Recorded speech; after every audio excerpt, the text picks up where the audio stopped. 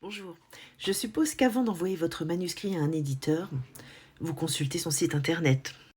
J'ai pu constater que les sites internet des éditeurs pouvaient en dire long. Il suffit de lire entre les lignes. Je vous propose 7 signes pour douter d'un éditeur à partir de son site internet.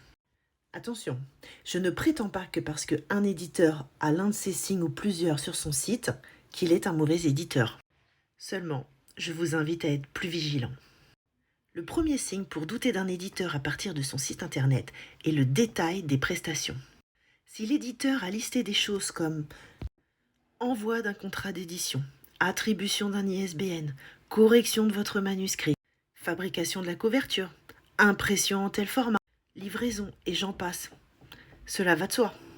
Si l'éditeur l'indique, c'est qu'il ne parvient pas à dissimuler qu'il ne fait aucune sélection.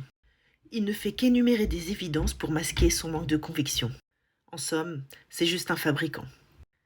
En point numéro 2, à moins que l'éditeur s'annonce très clairement en éditeur à compte d'auteur, se méfier de toute allusion à une dépense quelconque de l'auteur, même en termes de correction ou d'achat d'exemplaires.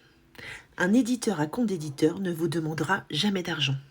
Toute idée d'une participation de l'auteur doit conduire à une vigilance.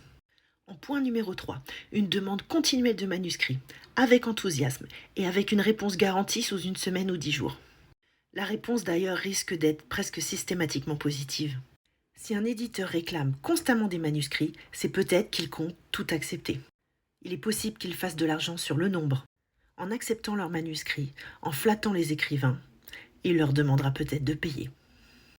J'espère que cette première partie vous aura été utile et je vous retrouve dans quelques jours pour la deuxième partie pour les points 4 à 7.